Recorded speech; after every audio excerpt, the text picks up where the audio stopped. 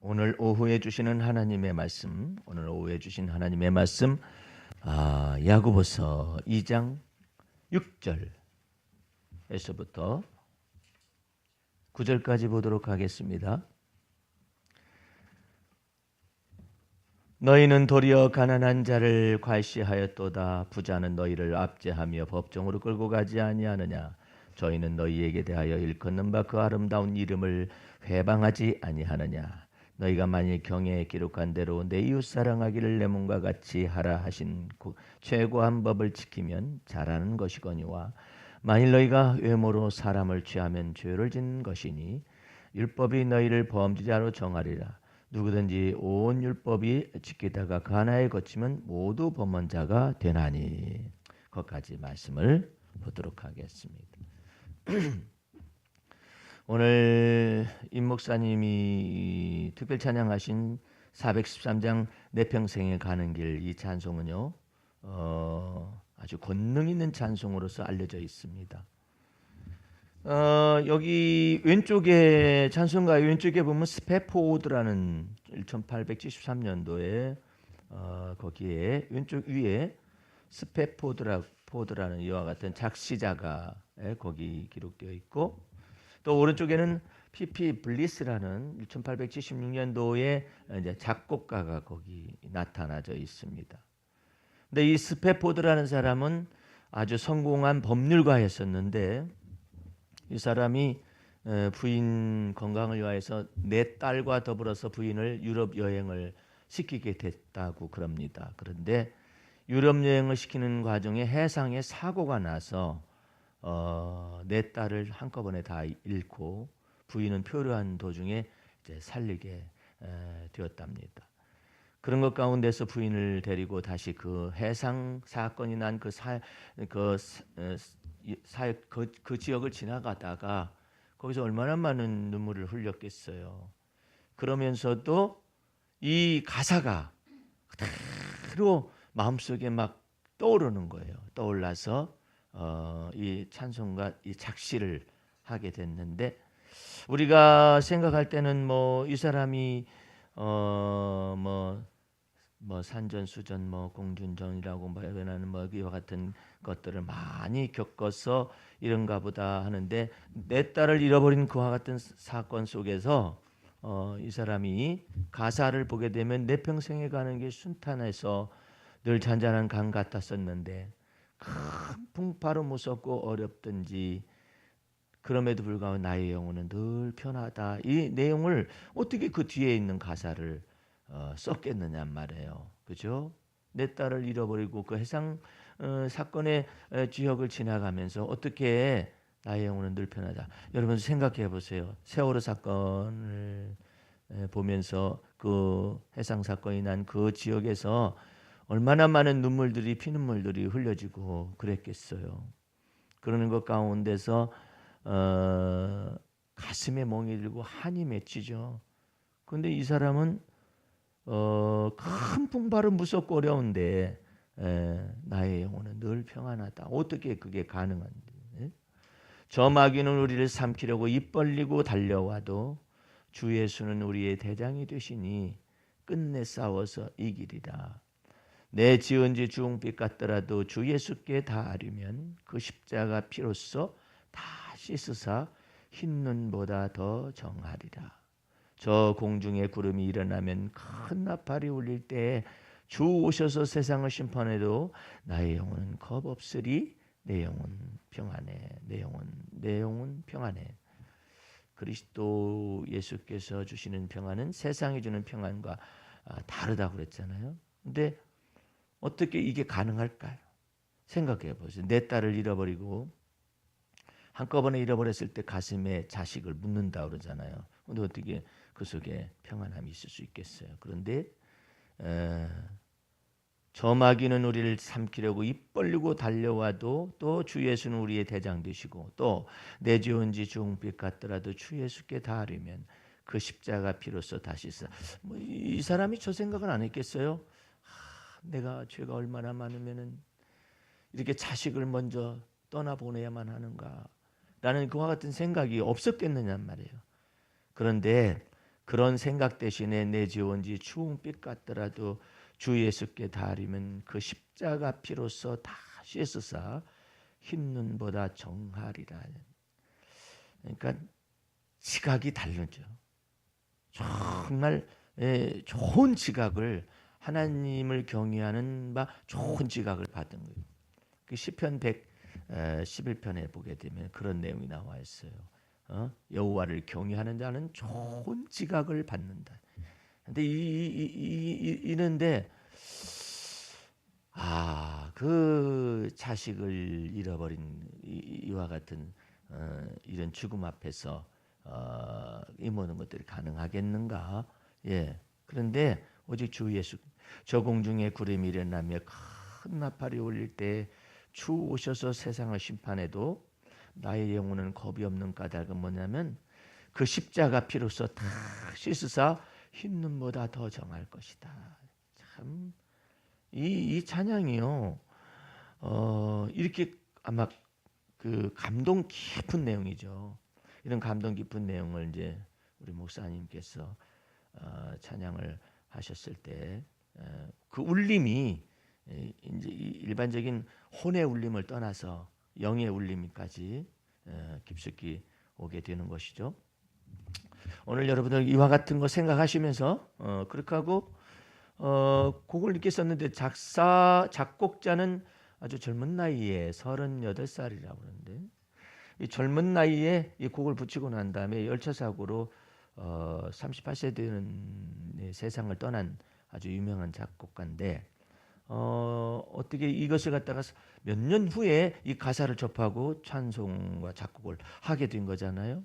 정말 우리가 저도 이게 정말 어린 시절서부터 신앙이 어린 시절서부터 이 찬송가는 정말 가슴에 뭐 와닿는 이 도대체가 왜 내 영혼이 평안하다 이렇게 이 사람이 가는 길이 순탄하여 늘 잔잔한 강 같다가 큰 풍파로 무섭고 어렵든지 그랬는데 어찌 내 영혼이 평안할까 그런 내용을 오직 그리스도 예수만이 여러분과 내 속에서 영혼을 위로해 줄 수가 있고 성령의 위로라고 그러잖아요. 그 성령의 위로를 받은 사람의 찬양이다라는 생각이 들어왔습니다.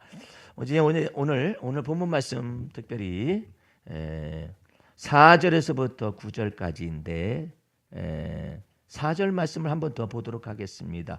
너희끼리 서로 구별하며 악한 생각으로 판단하는 자가 되는 것이 아니냐. 여기서부터 그 반전이 시작이 됩니다.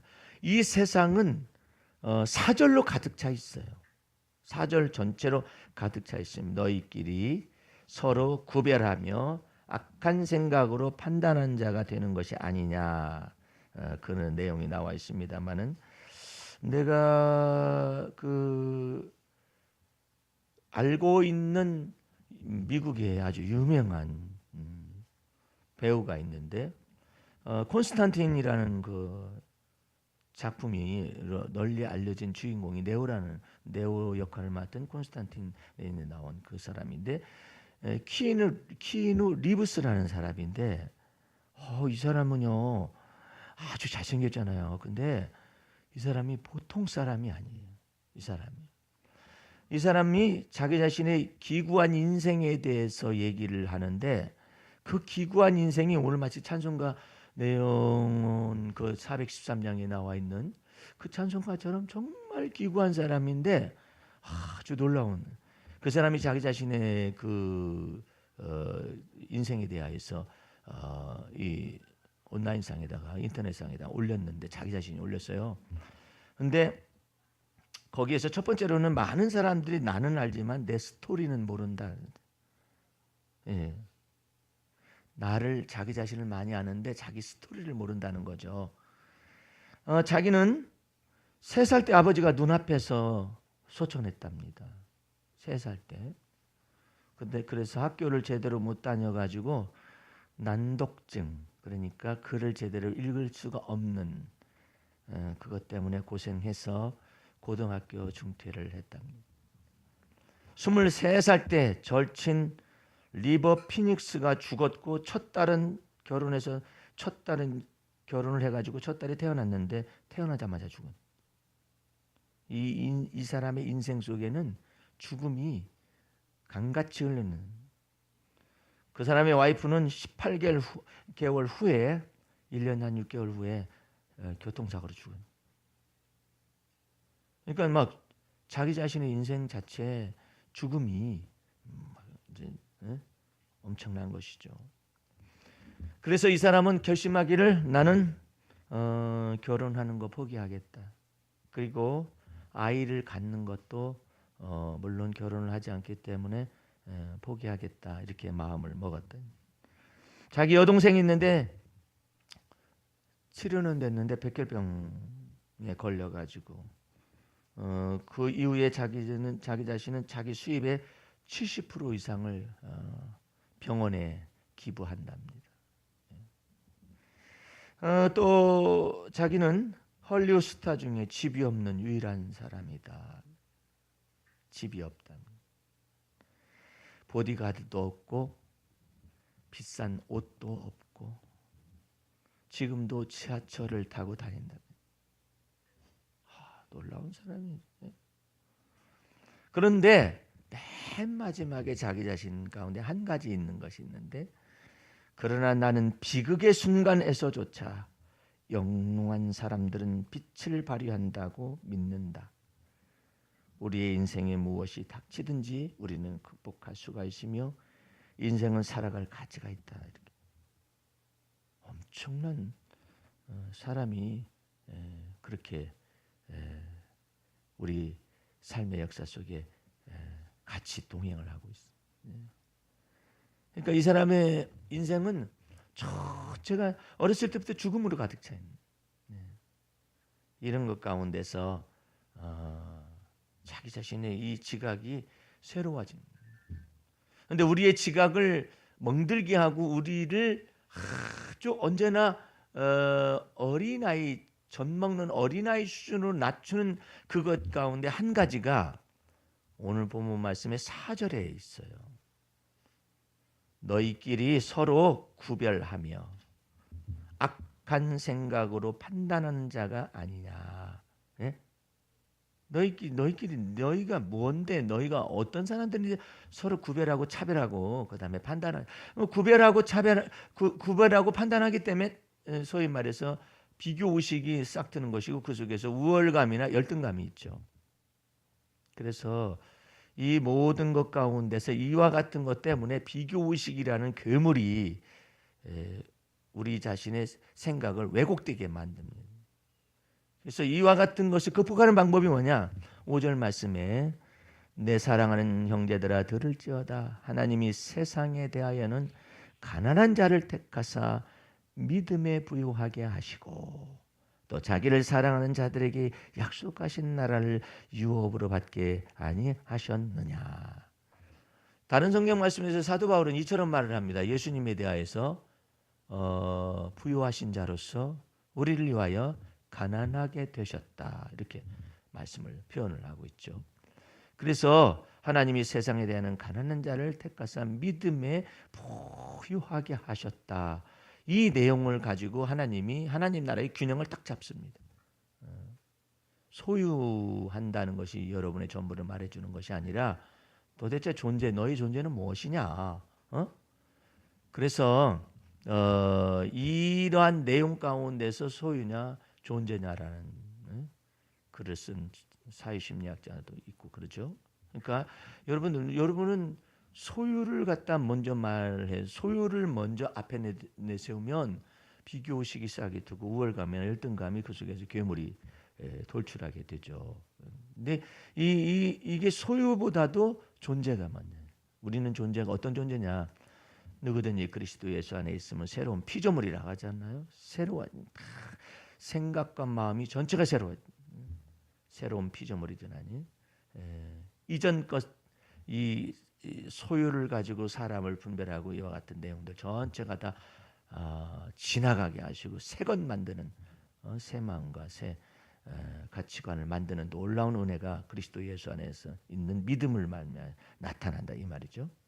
그래서 8절 말씀으로 또 넘어가게 되면 너희가 만일 경에 기록한 대로 성경에 기록한 대로 내 이웃 사랑하기를 내 몸과 같이 하라 하신 최고한 법을 지키면 잘하는 것이거니와 만일 너희가 외모로 사람을 취하면 죄를 짓는 것이니 율법이 너희를 범죄자로 정하리라.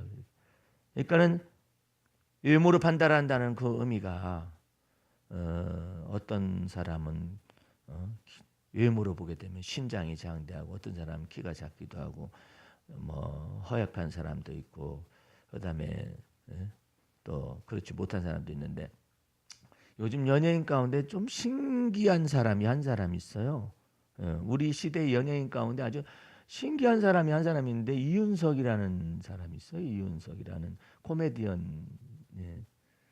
근데 이 이윤석이라는 사람은 너무 약해가지고요, 허약해가지고요, 자기 몸을 감당을 못해요. 여름에 감기 걸리는 사람이니까.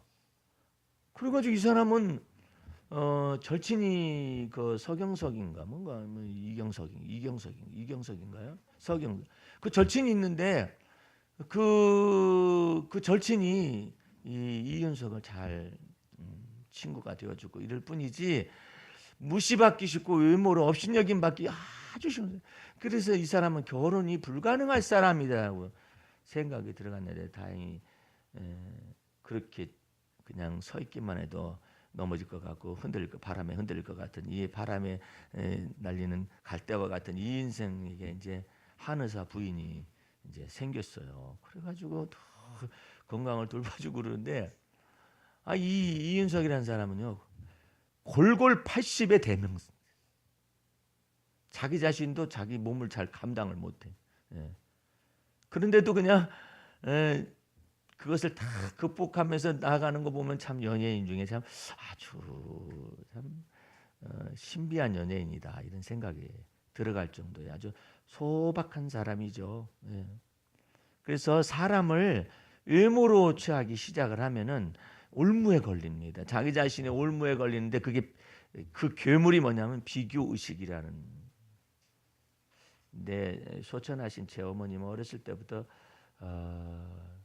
몇 가지 교훈을 주셨는데 그 중에 한 가지가 아직까지도 생생한 것이 뭐냐면 너는 거지로부터 왕에 이르기까지 친구가 될 수 있으면 좋겠다. 그 말을 하셨어요. 대단한 얘기죠. 아주 대단한 얘기죠. 그래가지고 제 눈 속에 무엇을 없앴냐면은 비교 의식을 없애주시기 시작했는데 이 비교 의식이라는 이 괴물이요 사람을 아주 힘들게 하죠. 그런데 이 비교 의식을 없애는 방법이 있어요. 그게 뭐냐면은 여기 성경대로 하면 서로 사랑하면 될 거 아니냐? 그렇게 말하면 그것은 과정을 통하여서 서로 사랑이 가능한 것이지 무조건 서로 사랑한다고 노력을 해가지고 비교 의식 극복되는 게 아니에요. 그 판단의 주체가 누구시냐? 내가 먼저 나를 판단하지 말아야 할 것이고 또한 다른 사람이 나를 판단하는 것을 크게 생각을 하면 안 돼. 왜? 나를 판단하실 분은 오직 주님이시니까. 왜? 그리스도 예수 안에서 내가 새것 되었고 그리스도 예수 안에서 새로운 피조물이 되었기 때문에 이 나의 나됨에 관련된 내용을 정확하게 만약에 알게 되면은 여러분들은 자기 자신에 대한 비교 의식을 극복할 수가 있어요. 이제 이 야고보가 나중에 최종적으로 다루는 것 가운데 이 비교 의식으로 말미암아 또 하나의 괴물을 말을 해요. 야고보서에서요. 그것이 뭐냐면은 시기와 질투예요. 이 시기와 질투를 뭐 때문에 발생하냐면 비교 의식 때문에 오는 거거든요. 그래서 뭐 비교 의식은 두 시녀가 있는데 그게 뭐냐면 우월감이고 하나는 열등감이거든요. 근데 이 우월감과 열등감을 능히 극복할 수 있는 것이 뭐냐 이 말이에요. 다른 사람이 나를 판단하는 것이 내게 크지 않는 것, 작은 일이고 왜? 나도 나를 판단하지 않는 까닭은 나를 지으신 분은 주님이시고 나를 지으신 분이 주님이시기 때문에 나도 나를 판단하지 않고 나를 판단하실 이는 오직 주님이시다. 그 그리스도 예수 안에 있는 것을 대한 이 믿음을 갖게 되면은 이 비교 의식을 극복할 수가 있다라는 거죠. 자 보세요. 판단하실 분은 오직 주님이시라면 그 판단하실 분이 주님이시라는 것 속에서 주님이 은혜가 나타납니다. 예를 들어서 어떤 사람이 나보다 더 나은 재능이 있어요. 그러면 어떻게 저 사람은 하나님이 똑같은 사람인데 왜 저 사람에게는 저런 재능을 주고 나한테 이런 재능을 안 줬어? 이렇게 말하면 비교의식이 되죠. 그러면은 그 속에서 시기와 질투가 생산해냅니다. 그런데 저 사람에게는 하나님이 저런 은혜를 주셨구나 해보세요. 비교의식을 가지고 우열감이나 열등감에 빠질 이유가 하나도 없죠. 근데 그와 같은 것을 자꾸 비교를 자기와 비교를 하고 남과 비교를 하고 하나님이 어쩌면 그럴 수가 이렇게 이와 같은 것이 나타나거든요. 그러니까 가장 어리석은 사람 중에 어리석은 사람은 뭐냐면 자기하고 비교를 하거나 자기를 타인하고 비교하거나. 그러니까 자기 자신이 자기를 비교하면은 자칫 잘못하면은 어떤 것에 빠지게 되느냐면은 이 사람이 나르시즘이라고 가지고 자기 자신에 그냥 홀딱 빠져가지고 자기만 하는 그런 사람이 될 수도 있고, 또 다른 사람하고 비교하게 되면은 시기와 질투나 아니면 경쟁 상대라고 이렇게 생각을 할 수가 있어요. 그러니까 여러분과 내가 내 삶 속에서 이처럼 나를 판단하실 분은 주님이시라는 것 속에서 저 사람에겐 저런 은혜를 주셨구나. 아마 여기 저기 우리 목사님은 얼마나 지금 80대 중반이심에도 불구하고 목청이 이 저기를 뚫고 나가잖아요. 이것을 뚫고 나가려면 이 건물 이것을 뚫고 나가듯이 목청이 나가려면은 이게 자기 자신 속에서 뚫어져야 이게 나가는 것이지, 이게 그냥 큰 마이크로 해가지고 뚫어지고 이런 의미가 아니거든요. 자기 속에서 열리는 것이거든요. 그러니까 뭐 두성이라든지 뭐 흉성이라든지 뭐 이런 것들이 다 열리기 시작하면 자기 안에서 그러지. 우리는 그와 같이 잘 못하고, 난 더군다나 베이스 원에 불과한 사람이기 때문에 그 부분을 잘 안 하는데,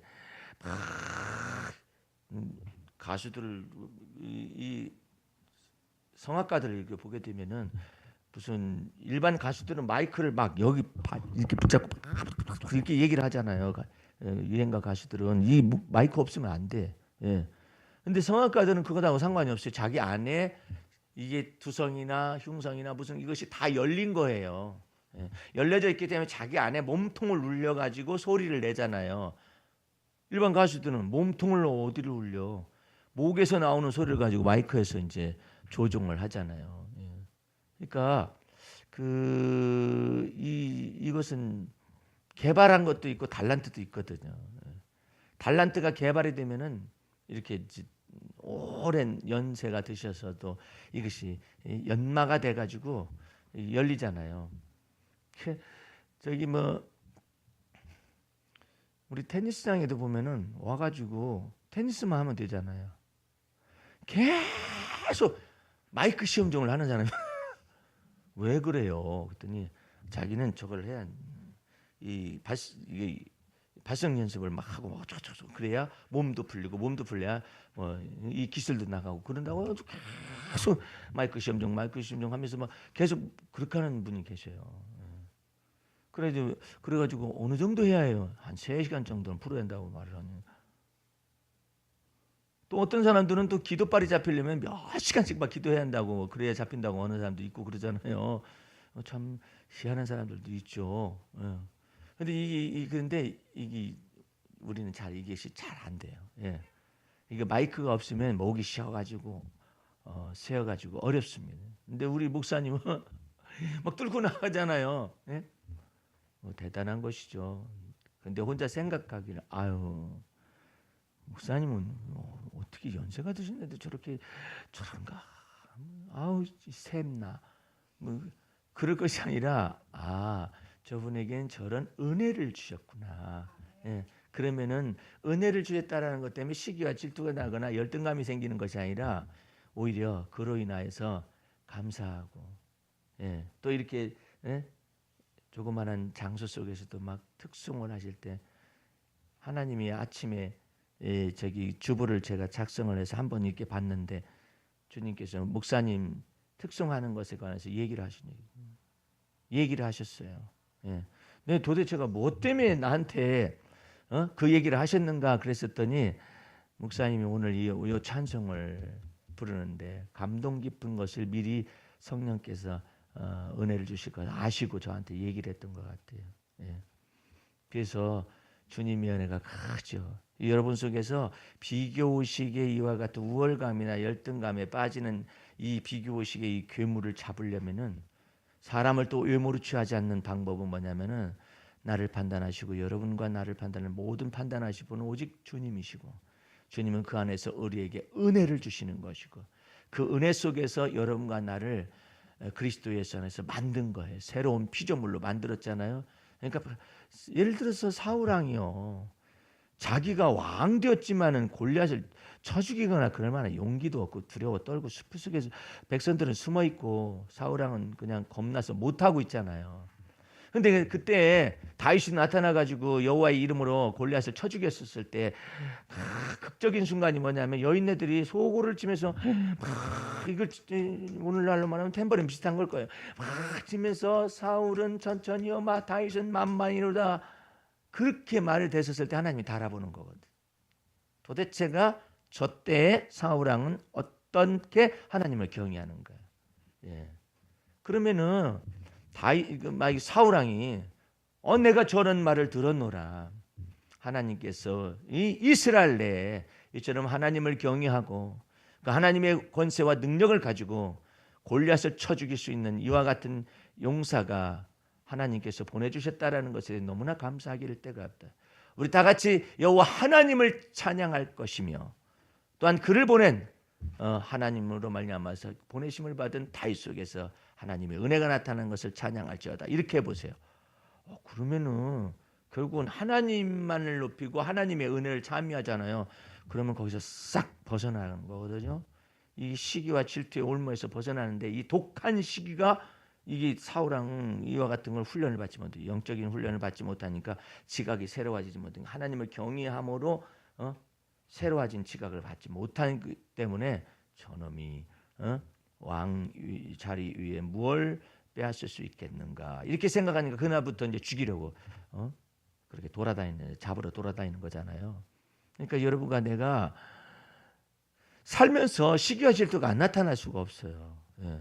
그리고 어떤 때는 칭찬해주고 싶은데 칭찬이 안 나올 때 그 까닭은 뭐냐면 내 속에서 막혀서도 그런 거거든요. 내가 어렸을 때부터 내가 한 일에 대해서 칭찬을 많이 받게 하는 그 부모님 밑에서 이렇게 인정받는 그런 욕구가 채워진 거에 잘하면은요, 자기가 칭찬을 받은 것마다 또 칭찬을 할 수 있는 만한 마음의 여유가 있어요.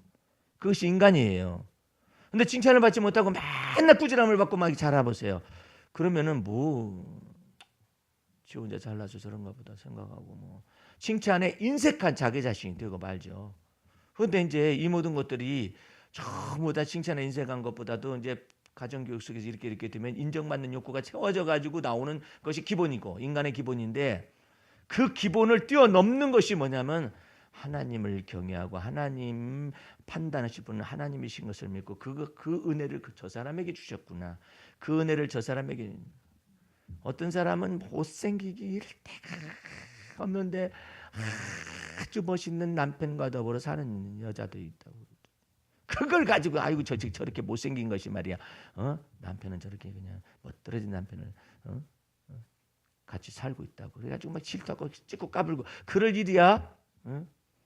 하나님께서 평균케 하시려고 그 사람이 그 은혜를 주셨는가 보다 하고 그러지. 키가 작은 여자는 그냥 또 키가 큰 남편을 갖다가 해서 또 평균케 하려고 주님께서 그렇게 하시고 또 키 큰 남자는 또 키 큰 여자를 갖다가 하기에는 좀 그렇다 그래가지고 또 키 작은 여자를 좋아하게 하고 다 평균케 하기 위해서 하나님이 역사하시고 그러시는 거잖아요. 그러니까 주 앞에서 판단하실 분은 주님이시구나. 거기에 서 있기 시작하면 비교의식이 극복이 되고 시기와 질투가 극복이 돼요. 근데 우월감과 그다음에 열등감이 딱 속에서 왔다 갔다 하잖아요. 평생 이거 극복 못해요. 여러분들 사람을 외모로 취하지 않는 방법은 서로 사랑하는 것은 율법 속에 하나님의 말씀 속에 기록되어 있는데 그 과정이 어떻게 되는 거냐 이 말이에요. 여러분과 내 속에서 판단하실 분은 하나님이신 것이고 저 사람에게는 저런 은혜를 하나님이 주셨구나 생각하면은 괜히 시기하고 질투하거나 찍고 까불고 할 필요가 하나도 없는 거예요. 주님의 놀라운 은혜 속에서 여러분들은 가슴이 넉넉해지기를 원한다면, 오늘 제가 여기 쓴 기도식 가운데 맨 마지막에 그런 내용이 있었어요. 올 한 해도 넉넉한 가슴을 준비하고 이랬죠. 예. 이 넉넉한 가슴이 준비되는 방법이 뭐냐면은 판단하실 분은 오직 하나님이시고 내 판단을 부인하는 거죠. 내 판단 속에 있게 되면 열등감이나 우월감에 사로잡혀요. 그래서 내 판단을 버리고 하나님의 선악과 내 판단은 하나님이 하실 것이다 생각하고, 또 그 사람에게 그와 같은 재능을 주신 또 하나님이 그 사람에게 재능을 주신 거거든요. 여러분들 저기 사람을 회귀화된 교육을, 이것은 전부 다 배격을 해야 하잖아요. 근데 뭐 그런 거 저런 거 생각하면 예수님의 제자들 가운데 12제자들 가운데 제대로 된 제자가 있어야 말이지. 그때 그 사람들이 예수님의 12제자를 가룟유다는 죽었으니까 11제자를 평을 할 때 그 사람들이 저 사람들은 무식한 사람들 아니냐, 이걸로 평판을 내렸거든요. 외모로. 근데 그런 사람하고 사도 바울이 같이 있게 되면 이게 되겠어요? 안 돼요. 안 맞아요. 근데 사도 바울을 그냥 완전히 낮춰버렸어요. 낮추니까 베드로하고 비로소 통해요. 어디로? 영적인 권위를 통해서 하나가 되고, 또한 혼적인 것도 막 낮춰놓잖아요. 낮춰놓으니까 주의 겸손, 주의 온유, 주의 관용을 통해서 베드로도 주의 겸손, 주의 온유. 그런데 베드로가 와장창 그 자신의 자아가 깨트려지지 않고 예수님 부인하고 맹세하고 부인하고 막 이와 같은 과정을 겪지 않았으면요, 베드로가 사도 바울을 용납을 안 씁니다. 어디서 굴러먹다 온 녀석이냐고 말이야. 그럴 수 있어요. 사도 바울에 대해서 저기 교회를 핍박하면 그런 사람 아니냐고. 예를 들어서 베드로가 사도 바울을 향하여서 사도 바울이 예수님의 거꾸로 제가 막 그랬다 할지라도 저 사람은 말이야 교회를 핍박하고 스데반을 죽는데 증인 섰던 사람 아니냐고 이렇게 사실을 얘기한다고 말을 해요. 모르나? 다 알지. 근데 사실을 얘기한다고 말을 하잖아요. 그러면은 사도 바울은 교회에 설 자리가 없어요. 예. 근데 베드로가 아이고 내가 그런 말 할래도 사도 베드로님, 베드로 사도님, 저기 그 교회를 핍박하고 그러던 사람이 사울이라는 청년이 이처럼 변화받아 가지고 복음을 전하다 가는데 한마디 하시죠. 해도 너무 하는 것 같으네 하면서 그렇게 하잖아요. 그러면 베드로가 뭐라 했겠어? 아이고 나도 똑같은 사람이야. 예. 나도 부인하고 그랬었는데 내가 무슨 할 말에서 판단하실 분은 오직 주님이 하시는 것이지. 이렇게 되면 그 속에서 얼마나 아름다운 교제가 나타날 수 있어요. 처음 날 생각을 해봐요. 바나바를 통해서 사도 바울이 사울이라는 이 청년이 놀랍도록 이제 주의 계시를 가져가지고 이제 저기 올라가잖아요. 예루살렘 올라갔잖아요. 올라가가지고 다른 사도들이 많았으면 참 좋은데 하필이면 유다하고 그다음에 또 야고보하고 그다음에 베드로만 딸랑 남았. 야고보는 뭐 때문에 또 바쁘다 그러고. 근데 베드로만 달랑 남았네. 이거 보통 일 아니에요. 어라? 이놈 봐라. 이놈은 어디서? 이놈은 어떤 놈이냐? 서로 이렇게 생각하면 팽팽한 긴장감이 두 사람 사이에 이 긴장감이 막 아주 대단합니다. 이거 벗어날 수 없어요. 예. 그러니까 어디서부터 얘기할까? 그럴 수밖에 없잖아요. 어디서부터 얘기해? 그러면 나로 말할 것 같으면 하면서 세례 요한으로부터 예수님이 부활 승천하신 것을 목격한 자요. 이렇게 얘기를 하기 시작하면 바울이 있다가 나로 말할 것 같으면 나 바리새인 출신이다. 뭐 어쩌고 이렇게 얘기하면은 긴장이 너무나 많아가지고 이거 대화가 통하지 않아요. 그런데 베드로가 얘기를 꺼낼 때 무슨 얘기 하겠어요? 이렇게 예수 그리스도 안으로 들어온 하나님의 은혜 너무나 감사합니다. 베드로가 그렇게 말을 하니까 저는 죄인 중에 괴수죠. 그러면 죄인들끼리 모여가지고 이제 낮아진 마음으로 베드로 사도님 내가 객관적인 입장에서 볼 때는 아주 불황무식한 그런 사람이라고 생각하고 이렇게 생각했었는데 나는 예수님의 사건에 대해서 목격자가 되지 못했던 사람이니까 이 얘기를 해주시기 바랍니다. 그 많은 어떻게 나사렛 예수로부터의 그와 같은 과정 속에서 여기까지 오게 되셨습니다 하면서 막 바울이 그렇게 칭찬하면은 아유 난 죽일 죄인이요. 그러면 나는 죽일 죄인이요 베드로가 그러잖아요. 그러면은 바울은 나는 그 죽일 놈 중에 또 죽일 놈이죠. 그래가지고 서로 낮아져가지고 그리스도 안에서 할 말이 있고 공유점이 있는 거 아니에요. 그런데 서로 의문을 보기 시작해봐요. 이 사람이 말이야 바리새인 출신이라고 하지만은 자기가 아무리 배웠어도 네가 받아를 거라 봤어? 그렇게 생각하면 할 말이에요. 네가 주는 그리스도 살아계신 하나님의 아들이신 것을 말하는 내가 나 그런 사람이라고 이렇게 얘기하기 시작하면 끝이 없어요. 이 사람들은 안 맞아 돌아가는. 근데 전부 다 바싹 깨트려 놓고 15일 동안 있었어. 15일 동안 이 사람들이 베드로하고 시몬 베드로하고 사도 바울이 어울릴 사람이에요. 못 어울릴 사람이잖아요. 못 어울릴 사람인데 주님이 15일을 유하했다. 15일을 유하했다. 근데 다른 사도는 전부 다 선교 나가고 전도 나가고 야고보하고 베드로만 있는데 바나바와 더불어서 이제 이 얘기를 나눴을 때 얼마나 깊은 전승이라고 그래요.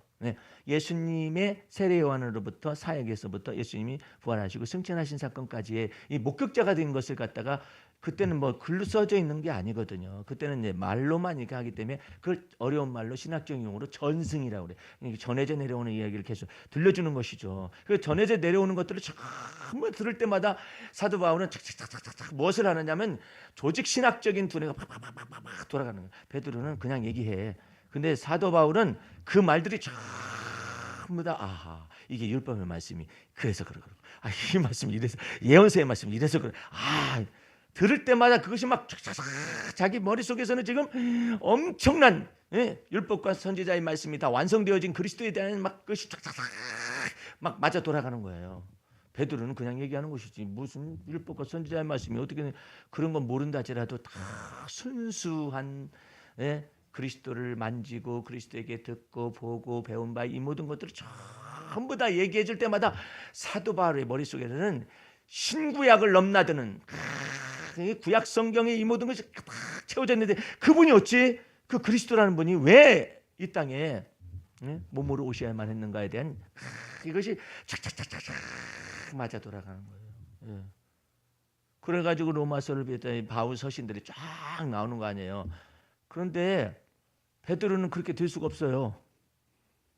미안하지만 그게 안 돼요. 그게. 그럼 베드로는 열등하냐? 바울은 우월하냐? 그게 아니라 바울에게는 하나님이 그러한 은혜를 주셨고 베드로에게는 또한 하나님이 그러한 은혜를 주셨다 이 말이에요. 그러니까 거기에서 서로가 우열의 비교를 할 필요가 없다 이 말이죠. 그런데 그런 일들이 나타났어요. 우리 한번 조금만 더 보겠습니다. 고린도후서 10장을 펴보세요. 고린도후서 10장 12절에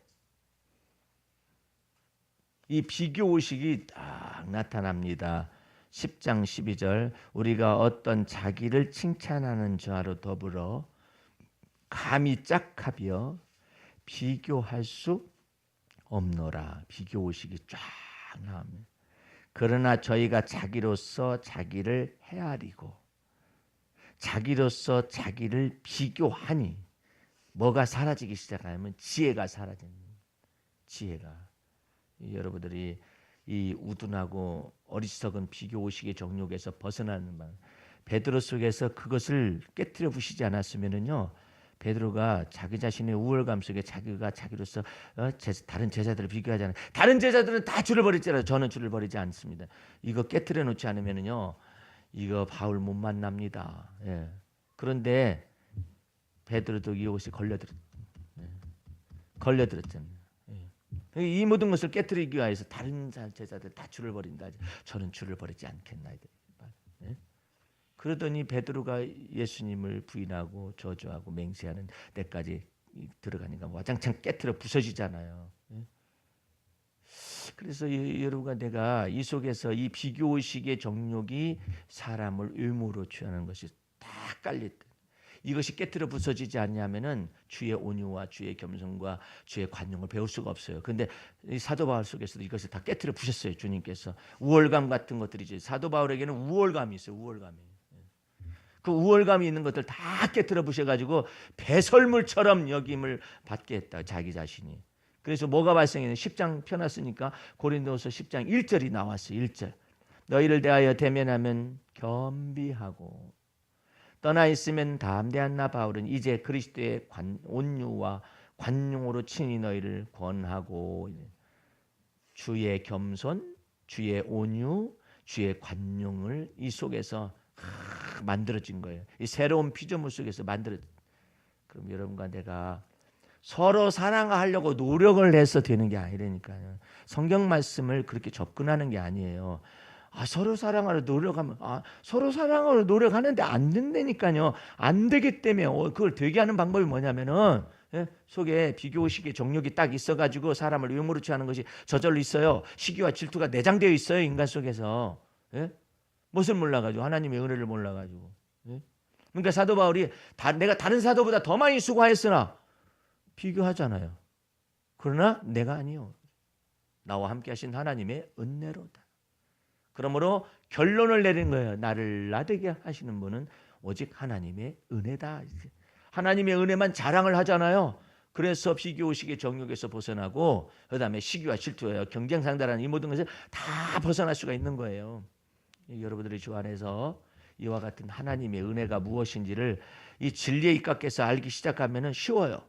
그러니까 여러분들이 시기하고 질투하지 않으려고 애를 써요. 그건 어리석은 거예요. 인간 자체가 시기하고 질투하는 것이 들어있어요. 근데 그거 어떻게 가능하느냐 이 말이에요. 시기하고 질투. 저 사람에겐 저런 은혜를 주셨어요. 저 사람에겐 또 저런 은혜를 주셨어요. 근데 그것을 갖다가 자기도 똑같이 해야 한다라고 생각을 해보세요. 그거 복잡해요. 다 똑같이 해야 한다고 말해요.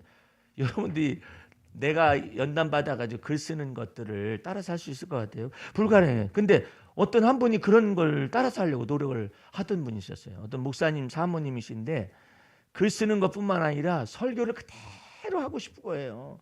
왜? 다른 부흥 강사들이 와가지고 거기 기도원에서 설교하고 가면 그걸 그대로 따라서 해요. 근데 내 설교가 따라서 해지지가 않는 거예요. 왜? 서론도 없고 본론도 없고 결론도 없어. 오직 그리스도만 증거하는데 어떻게 꿰지는가를 모르는 거예요. 따라서 해지지가 않는다는. 왜 날 따라서 하려고 그래요? 하나님이 그분에게 주신 은혜를 따라서 성령을 쫓아 말하면 될 거 아니에요. 그죠? 그 사람에게 은혜 주신 것이 있잖아요. 나를 통해서 은혜를 받고 난 다음에 그 사람에게서 되어진 하나님의 은혜가 나타날 거 아니야. 또 은혜가 연결되니까. 그러면 자기 속에서 은혜 주신 바 그것을 쫓아서 전파하면 되는데 나를 토시 없이 따라서 해보려고 하니까 서론, 본론, 결론이 있어야 토시를 따라서 하지. 이게 아무것도 없잖아요. 그래서 어렵다고 그래요. 근데 여러분의 인생 속에서도 하나님이 그 사도 바울의 말 속에 얼마나 깊은 은혜가 있어요. 나를 나되게 하심. 아이고야, 엄청난 거예요. 나보고 다른 사람 같이 들어가면은 어려워요. 근데 나를 나되게 하신 것은 또 내가 열심히 노력해서도 아니에요. 뭐냐면 하나님의 은혜로다. 나를 나되게 하시는 거예요. 나를 나되게. 그러니까 내가 쓰는 글도 따라서 못해요. 어떤 때는요. 어떤 분이 나한테 제안을 했어요. 목사님 쓴 글을 갖다가 이렇게 인용을 해서 전달해도 되겠습니까? 그래서 얼마든지 하라고 그랬어요. 근데 네가 썼다고 말하지는 말라고 내가 그랬어요. 네가 썼다고. 네가 썼다고는 말하지 말으라고. 네가 썼다고 하면은 그 다음에 어떻게 대책을 마련하려고 그래. 그래가지고 이것을 했는데 어쨌든 나를 놔두게. 어느 날 내가 나를 봤어요. 어느 날 내가 나를 새벽에 글 쓰기 전에 내가 나를 봤는데 내 속에 글들이 가득한 거예요. 은혜로 받은 거예요. 하나님의 은혜를 받은 거예요. 그래가지고 그 봄꽃과 같은 연인이라는 그것도 한 1시간 정도 썼던 것 같아요.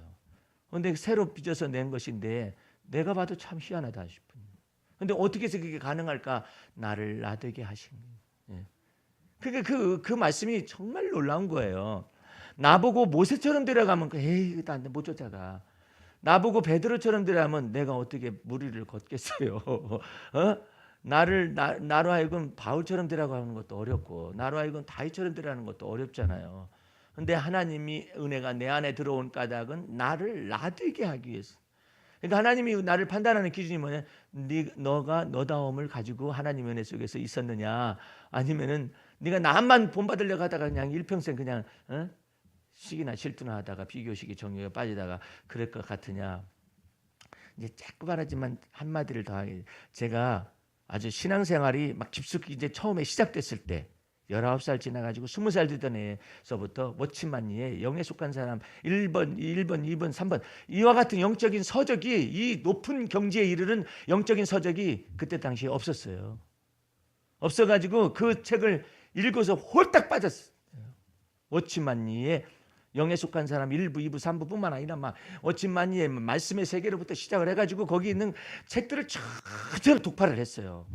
막 이렇게 싸다 놓고 그때는 뭐 내가 뭐 운동하러 다니는 때도 아니고 책만 들여다볼 때이기 때문에 막 하루 종일.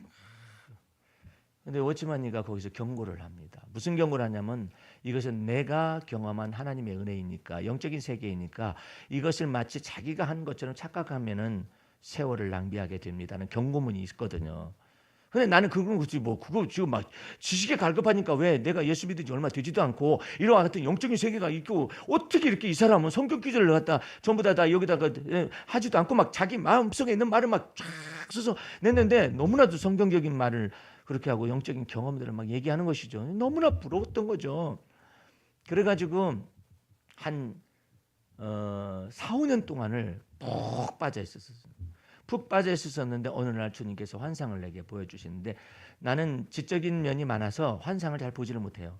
근데 그때는 특별하게 나타난 환상이, 주님께서 내 손을 잡고 막 올라가는데,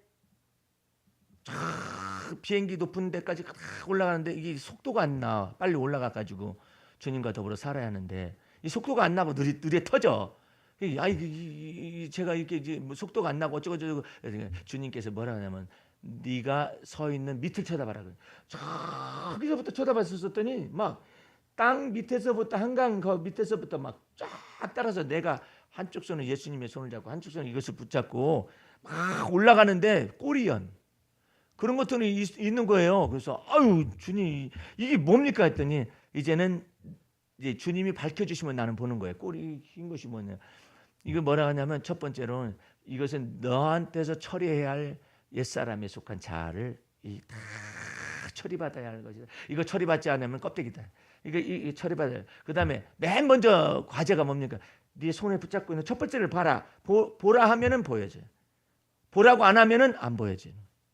그 하나하나 이제 되는 과정 중에 있는 거예요. 봐라 그랬는데 거기에 다 뭐가 나오냐면 지식 욕심이 딱 나와요. 지식 욕심. 예? 그 지식 욕심을 버리라는 거예요. 의의 말씀을 경험할 것이지 네가 지식을 왜 쌓아두려고. 그게 뭐냐면 오치만리의 지식이 내 자신의 지식인 줄로 알고 착각을 했었던 것이죠. 그 다음부터 주님이 나를 막 빚어서 만들기 훈련과 연단으로 막 들어가. 이론이 아니야. 이제 막 훈련과 연단 속에 들어가 가지고 그 다음부터 나를 막 가르치기 시작. 자아를 다루기 시작하고 그냥 집어넣었다 뺐다 집어넣었다 뺐다. 이 과정들을 밟으면서 나를 십자가에 죽이는, 날마다 죽이는 그 작업들을 막 진행을 하고, 야 네가 지식을 쌓아놓기 전에 개떡 같다 네 성질이나 고쳐라. 그게 20대 때 신학을 하듯이 개떡 같은 성질을 고쳐야지. 너 저기 너 신학적이거나 철학적이거나 이와 같은 지식을 다 쌓아놓기 전에 너 저기 어머니 아버지한테 가서 잘못했다고 빌어라.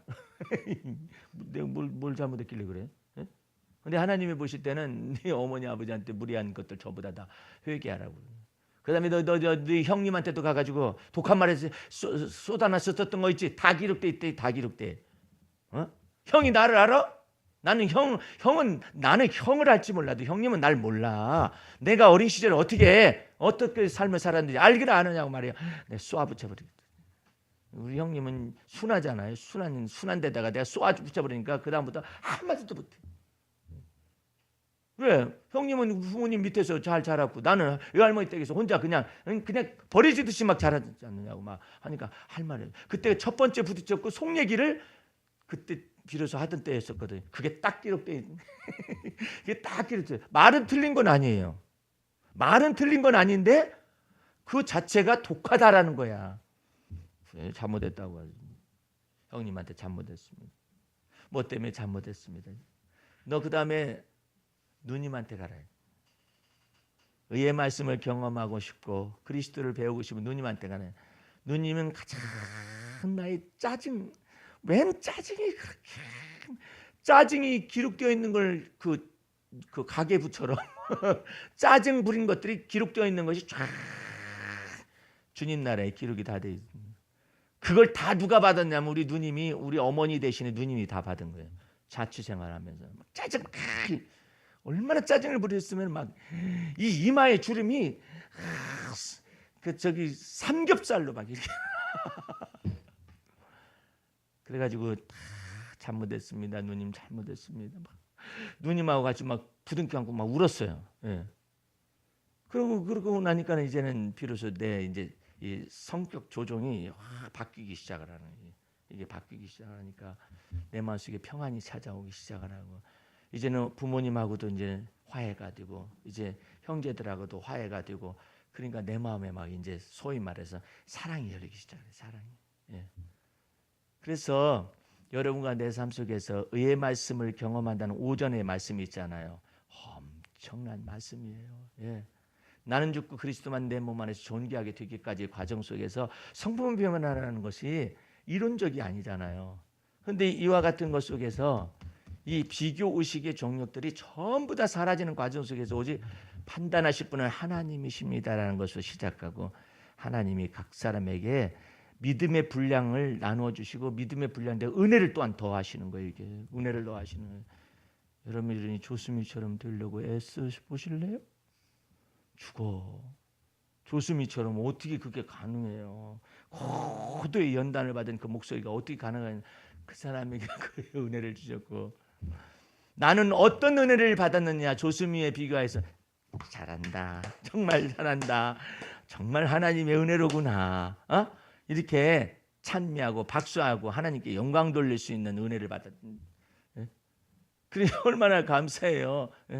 그것으로 해야지 그냥 내가 아니야. 나도 노력을 해가지고 목소리를 개발을 해가지고 조수미까지 되어져야 내가 나의 갈 길 다 가도록 예수님이 인도하시는 거야. 이렇게 생각하면 큰일 나요. 왜 저 사람 같이 뛰려고 하느냐고 주님이 그러시죠.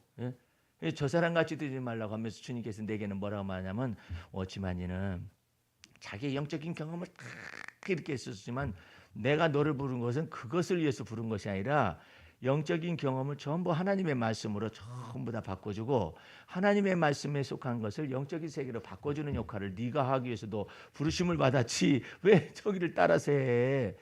그걸 따라서 할 이유가 없다는 거예요. 그 사람은 그 사람의 시대에 맞게 주님이 쓰신 것이고 나는 내 시대에 맞게 주님이 쓰시는 것이다. 그러니까 하나님 앞에서 뭐 원망하거나 불평하거나 그럴 이유가 하나도 없잖아요. 오늘도 여러분은 하나님 주님께서 여러분 안에 들어오신 까닭은 여러분을 여러분 되게 하시기 위하여 나를 나 되게 하시기에 오신 거예요. 그래서 나의 갈 길 다 가도록 예수가 인도하시는 것이죠. 내가 저 사람 같이 되어지게 하기 위하여 여러분과 나를 인도하는 게 아니라 나를 나 되게 하시는 분은 오직 하나님의 은혜입니다. 하나님은 왜 그러실까? 내가 곰곰이 기도하면서 생각을 해봤어요. 하나님의 형상 자체가 모세가 묻습니다. 하나님은 누구십니까? 그러니까 아브라함의 하나님, 이삭의 하나님, 야곱의 하나님입니다. 그것 말고 하나님의 본체를 얘기해 주세요. I am that I am. 나는 스스로 있는 자니라. 이렇게 말을 했거든요. 근데 나의 나딤이라는 뜻이 I am that I am이라는 뜻이에요. 단지 우리에게 붙은 것이 뭐냐면 In the grace of God. 하나님의 은혜가 나를 나되게 만드는 것이 다른 거예요. 그처럼 인간을 그리스도 예수 안에서 새로운 피조물 되고 이처럼 인간을 높이 하나님께서 세워 올리신 거예요. 그러니까 여러분들이 어떤 사람인가를 잘 알아요. 하나님이 그리스도께서 하나님의 은혜 속에서 내 안에 들어오신 까닭은 나를 나되게 하시기 위해서 내 삶 속에서 내 생활 내 모든 일생 이 모든 과정 속에서 주님이 나를 나되게 하실 거예요. 그러니까 다른 사람의 환경이 내 안에 안 온다고 막 뭐라 해서는 안 돼요. 하나님, 주님은 내 안의 환경, 내 안의 성격, 내 안의 기질, 내 안에 있는 모든 것 속에서 주님이 새롭게 하시기 위해서 내 안에 들어오신 것이지 나를 저 사람같이 되게 만들려고 온 것은 아니거든요. 단지 내 속에서 저와 같은 것에 믿음의 본을 받을 것이 있을 때는 본받는 것이죠. 그렇지 나를 저 사람 되게 하기 위해서 부르는 건 아니에요. 왜? 서로 환경이 달라요. 기질도 달라요. 성격도 달라요. 다 달라요. 다르기 때문에 근본적인 건 뭐냐면 주님이 저와 같은 믿음의 본을 쫓아서 저 사람 속에 주님이 행하셨다면 내 안에서 오신 그리스도께서 나를 나되게 하시기 위하여 오셨다. 그걸 믿게 되면은 질투하거나 아니면 우월감이나 아니면 열등감을 갖거나 비교식에 사로잡히거나 시기와 질투할 이유가 전혀 없는 거예요. 오늘은 주님께서 여러분과 여러분 안에 속에 내 안에서 나를 완전케 하시기 위해서 들어오신 그 주님을 찬미하시는 여러분과 제가 될 수 있길 바랍니다. 그래서 주님을 내 안에 거하시는 주님, 나를 나되게 하시고 나를 만들어서 빚어주시옵소서. 그렇게 자꾸 주님 앞에 기도를 하세요. 나를 나되게 하는 것을 발견하게 하시고 나를 빚어서 새롭게 만들어 달라고. 그래야지. 아니 내가 박 권사님 유치원에 가서 뭐 하자는 거야? 그러잖아요.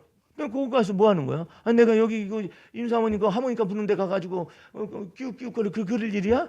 그럼 주님께서는 그래 너 글 써라. 그러잖아요. 내 할 일이 따로 있고 그런 것인데 왜 남의 밭에 가가지고 껌나라 콩나라 뭐 어쩌 이럴 필요가 없잖아요. 내 안에 이제 삶이 주어지잖아요. 한 주간 여러분의 삶이 주어집니다. 그 삶이 주어진 것 속에서 주님은 내 안에서 커지시기를 원하고 영광 받으시기를 원하고 그 영광을 돌리면 때마다 주님은 나를 나되게 해주시겠다고. 내 삶 속에서 내 모든 자리에서 그래서 독일 사람들은 그건 짓젠 레벤이라고 그래요. 짓지라는 것은 자리인데 레벤이란 삶이에요. 그러니까 삶의 자리라고 그래요. 내 삶의 자리, 이 짓젠 레벤이라는 이 내 삶의 자리 속에서 주님이 영광롭게 되어지기를 원하고 주님께서 영광 받으시기를 원하고 그러면 주님께서는 여러분들을 빚어 만드셔가지고 여러분의 생애 속에서 여러분의 전공 분야 속에서 정상을 달리게 하십니다.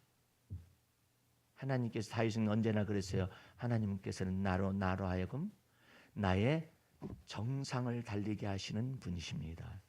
오늘 주님의 놀라운 은혜가 여러분의 정상에 달리게 하실 수 있도록 그런 놀라운 은혜가 나타나기를 주의 이름으로 축원합니다. 기도하겠습니다.